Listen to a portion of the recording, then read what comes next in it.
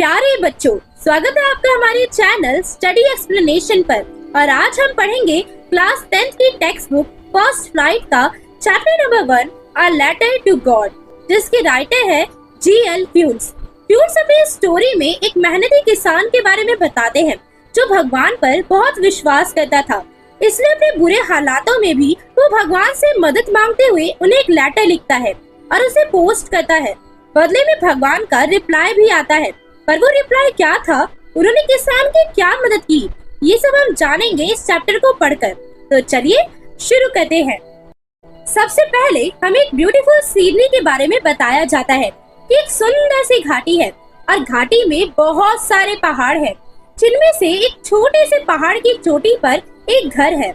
इस घर का मालिक लेंचो नाम का एक मेहनती किसान है जो अपनी वाइफ और 2 बेटों के साथ वहाँ रहता है। वो घर पूरी घाटी में एक लौता घर है। उस पहाड़ पर बने घर की हाइट इतनी अच्छी है कि वहाँ से पास की नदी और पके हुए मक्के के खेत बहुत आराम से देखे जा सकते हैं। उन मक्कों पर फूल लगे हुए हैं, जिसे देखकर समझ में आ रहा था कि फसल बहुत अच्छी हुई है। अब इस मक्के की फसल को थोड़ी सी बारिश की जरूरत थी। लेंचो अपने खेत और फसल की अच्छी जानकारी रखता था, इसलिए पूरी सुबह से वो कोई काम ना करते हुए सिर्फ नॉर्थ ईस्ट के आसमान में देख रहा था।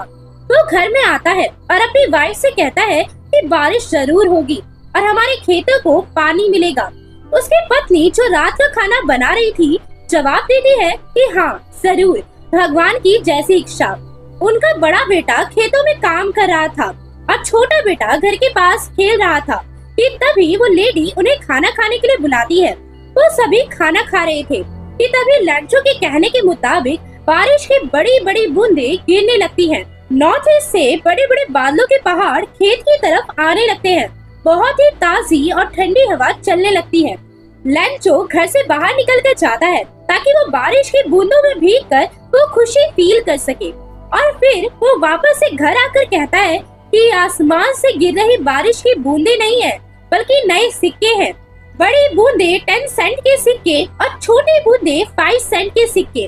वो ऐसा इसलिए कह रहा था क्योंकि इस बारिश से फसल बहुत अच्छी होगी और फसल बेचकर ही एक किसान की कमाई होती है, जिससे उसका घर चलता है। तो जितनी अच्छी बारिश होगी उतना अच्छा पैसा होगा। वो अपने फूलों से लदे हुए पके हुए मक्के को बड़ी खुशी से देखता है, जो कि बारिश में भीग रहे थे। लेकिन तभी अचानक से बड़ी जोर से हवा चलने लगती है और बारिश के साथ साथ बड़े बड़े ओले भी गिरने लगते हैं। वो ओले चांदी के सिक्के जैसे लग रहे थे। लेंचो के दोनों बच्चे जो कि बारिश में भीग रहे थे, वो ओलों के चमकीले मोती जैसे पत्थर इकट्ठा करने के लिए भागने लगते हैं। पर लेंचो चिंता में पड़ गया और कहता है कि ये तो बड़े बुरे हालात लग रहे हैं। मुझे आशा है कि ये ओले जल्द ही बंद हो जाएंगे। लेकिन ऐसा कुछ भी नहीं हुआ। 1 घंटे तक ओले पड़ते रहे, जिसकी वजह से पूरी घाटी, घर, खेत सब कुछ सफेद हो गया। देखने पर ऐसा लग रहा था जैसे पूरी घाटी नमक से ढकी हुई है। जब बारिश और ओले बंद हो गए तो लेंचो अपने खेतों के बीच में खड़ा होकर अपने बेटों से कहता है कि अगर टिड्डियों का बड़ा झुंड भी प्रकोप फैलाता तो भी इससे ज्यादा ही फसल बच जाती। इन ओलों ने तो कुछ भी नहीं छोड़ा, सब कुछ बर्बाद कर दिया। यानी कि अगर टिड्डी भी फसल खराब करते तो भी फसल इतनी नष्ट नहीं होती जितना अकेले ओलों ने कर दिया। फिर लेंचो कहता है कि इस साल हमारे पास कोई भी मक्का नहीं है और वो उदास हो जाता है। कहानी आगे बढ़ती है। वो रात बड़ी दुखद रात थी। लेंचो सोच रहा था कि हमारी सारी मेहनत बेकार हो गई, हमारी मदद करने वाला तो कोई भी नहीं है। इस पूरे साल हम लोग भूखे ही रहेंगे। लेकिन घाटी के मध्य स्थित उस अकेले शांत घर में रहने वाले सभी लोग भगवान पर विश्वास करते थे, इसलिए उनके दिलों में अभी भी एक आशा की किरण थी और वो होप थी कि भगवान उनकी मदद जरूर करेंगे। पर लेंचो की वाइफ उसे दिलासा देती है कि तुम उदास मत हो। हालांकि इस ओले की वर्षा की वजह से हमारा सब कुछ बर्बाद हो गया, पर याद रखना कि इस दुनिया में कोई भी कभी भी भूखा नहीं मरता। इनकी फैमिली का यही मानना था कि भगवान कभी किसी को भूखा नहीं मारते। पूरी रात लेंचो अपनी आखिरी उम्मीद के बारे में सोचता रहा और वो आखिरी उम्मीद थी भगवान से मदद की उम्मीद। लेंचो ने हमेशा यही सुना था कि भगवान अपनी आंखों से सब कुछ देख सकते हैं। वो सिर्फ बाहरी चीजें नहीं बल्कि आत्मा की गहराई में छुपी चीजों को भी देख सकते हैं। लैंचो एक किसान के बैल जैसा था जो सारा दिन जानवरों की तरह खेतों में काम करता रहता था, लेकिन फिर भी उसे पढ़ना लिखना आता था। अगले रविवार को सुबह उसने एक पत्र यानी कि लेटर लिखना शुरू किया, जिसे वो खुद शहर जाकर मेल बॉक्स में डालने वाला था। लैंचो ने वो लेटर भगवान को लिखा था। उस लेटर में वो भगवान को लिखता है कि हे भगवान, अगर आप मेरी मदद नहीं करोगे तो इस साल मैं और मेरा पूरा परिवार भूखे रह जाएंगे।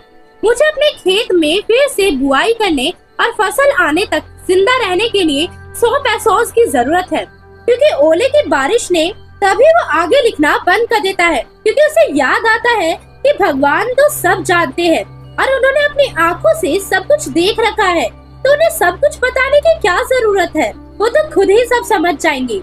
उसने यहीं तक लेटर लिखा। उसके बाद उसने लेटर को एनवेलप में डाला और उसके एड्रेस में टू गॉड लिख दिया। वो परेशान होते हुए लेटर लेकर शहर गया। पोस्ट ऑफिस पहुंचकर लैंचो लेटर पर स्टैंप लगाता है और उसे मेल बॉक्स में डाल देता है।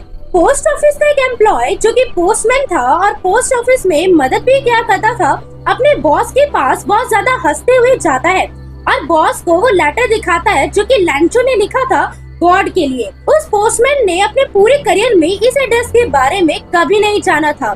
उस पोस्ट ऑफिस का पोस्ट मास्टर एक मोटा खुशमिजाज अच्छा आदमी था और वो भी इस पत्र को देखकर हंसने लगता है, लेकिन तुरंत ही वो सीरियस हो जाता है और उस लेटर को अपने टेबल पर रखकर थपथपाते हुए कहता है कि जिस व्यक्ति ने ये पत्र लिखा है उसे भगवान के प्रति कितना विश्वास होगा। काश ऐसा मजबूत विश्वास मुझ में भी होता और मैं भी भगवान को पत्र लिखता इस विश्वास से कि वो भी मेरी मदद करेंगे और पत्र का जवाब भी देंगे। लेकिन पोस्ट मास्टर जानता था कि गॉड के पास ना ये लेटर पहुंचेगा और ना ही कोई जवाब आएगा मदद के साथ। पर पत्र लिखने वाले का भगवान से भरोसा न उठ जाए, इसलिए पोस्ट मास्टर के मन में एक विचार आता है कि क्यों ना गॉड की तरफ से मैं ही इस पत्र का जवाब दे दूं। लेकिन जब पोस्ट मास्टर लेटर खोलता है तो उसे पढ़कर उसे पता चल जाता है कि सिर्फ दिलासा देने से काम नहीं चलेगा, पैसे भी देने पड़ेंगे। पर पोस्ट मास्टर अपने विचारों पर टिका रहता है और अपने दोस्तों से इस अच्छे काम के लिए रुपए मांगता है। वो अपनी सैलरी का कुछ हिस्सा भी दे देता है। पूरे 100 पैसों दे पाना तो उसके लिए भी असंभव था, पर वो आधे से थोड़े ज्यादा पैसों इकट्ठा कर लेता है और उन पैसों को एनवेलप में डालकर साथ ही एक लेटर भी लिखता है जिस पर साइन के तौर पर गॉड लिखा हुआ था, यानी कि उसने गॉड की तरफ से साइन किया था और उस एनवेलप पर लैंचो का एड्रेस भी लिख देता है। अगले रविवार लैंचो पिछली बार की तरह थोड़ा पहले आकर पूछता है कि उसके लिए कोई लेटर आया है। पोस्टमैन उसे ये लेटर दे देता है और पोस्ट मास्टर इतने अच्छे काम को करके संतुष्ट होकर अपने ऑफिस से ही सब कुछ देख रहा था। लैंचो को एनवेलप में पैसे देखकर थोड़ी सी भी हैरानी नहीं होती, क्योंकि उसे भगवान पर विश्वास ही इतना था। लेकिन जब उसने पैसे गिने तो उसे गुस्सा आ गया। वो मानता था कि भगवान से कभी कोई गलती नहीं हो सकती और वो लैंचो को पैसे देने से मना भी नहीं कर सकते, क्योंकि उसे उन पैसों की बहुत जरूरत है। इसलिए लैंचो जल्दी से खिड़की के पास जाकर अपने लिए पेपर और पेन मांगता है और पब्लिक टेबल के ऊपर लेटर लिखना शुरू कर देता है। उसके सिर पर बहुत झुर्रियां थी जो उसे अपने विचारों को व्यक्त करने की कोशिश की वजह से आ गई थी। यानी कि जब हम अपने विचारों को व्यक्त करते हैं, चाहे हम वो व्हाट्सएप पे किसी को मैसेज कर रहे हूँ या फिर कोई लेटर लिख रहे हो, हम बहुत सारे एक्सप्रेशंस बनाते हैं। बिल्कुल वही एक्सप्रेशंस झुर्रियों के रूप में लैंचो के ऊपर भी आ रही थी, क्योंकि वो अपने विचारों को लेटर के थ्रू गॉड के पास व्यक्त करना चाहता था, अपनी फीलिंग एक्सप्रेस करना चाहता था।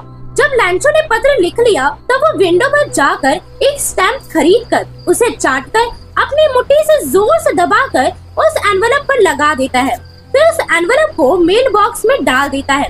जैसे ही वो लेटर मेल बॉक्स में गिरा, पोस्ट मास्टर ने उसे उठाया और खोलकर पढ़ने लगा। उसमें लिखा था कि भगवान, मैंने जो पैसे मांगे थे उसमें से 70 पैसों ही मेरे पास पहुँचे हैं। बाकी के पैसे भी मुझे भेज दो, क्योंकि मुझे उनकी बहुत जरूरत है। लेकिन मुझे ये बचे हुए पैसे मेल से मत भेजना, क्योंकि पोस्ट ऑफिस के कर्मचारी बड़े बेईमान हैं। ऐसा लैंचो ने इसलिए लिखा था क्योंकि उसे विश्वास था कि पैसे उसे भगवान ने भेजे हैं और भगवान से कोई गलती नहीं हो सकती है। यानी गॉड ने उसे 100 पैसों भेजे थे, पर एनवेलप में लैंचो के गिरने पर वो 70 पैसों ही निकले। इसलिए लैंचो को लगता है कि पोस्ट ऑफिस के एम्प्लॉयज ने उसके पैसे चुरा लिए हैं। यहाँ ये chapter a letter to God खत्म हो जाता है। इस स्टोरी का मेन मॉरल ये है कि ईश्वर पर भरोसा करना, उन पर आस्था रखना गलत नहीं है, बल्कि बहुत जरूरी है। क्योंकि एक कहावत भी तो है, फेथ कैन मूव माउंटेन्स, यानी विश्वास से ही असंभव को संभव बनाया जाता है। इसका बेस्ट एग्जाम्पल है दशरथ मांझी, जिन्होंने छेनी हथौड़ा लेकर अपने विश्वास के बलबूते पूरे पहाड़ को अकेले काटकर रास्ता बनाया था। लेकिन हमें अंधा विश्वास नहीं करना चाहिए और भगवान पर निर्भर भी नहीं होना चाहिए, क्योंकि भगवान अनएक्सपेक्टेड जगह से गाइडेंस और मदद भेज सकते हैं, पर हमें उसके लिए मेहनत करनी चाहिए। ये कहानी बुरे समय में उम्मीद की एक रोशनी पाकर काम करना सिखाती है और हिम्मत नहीं हारनी चाहिए, इसका संदेश देती है। यहाँ पर ये पूरा चैप्टर खत्म होता है। आपको ये स्टोरी कैसी लगी और इसकी एक्सप्लेनेशन आपको कैसी लगी, ये कमेंट सेक्शन में जरूर बताना। धन्यवाद।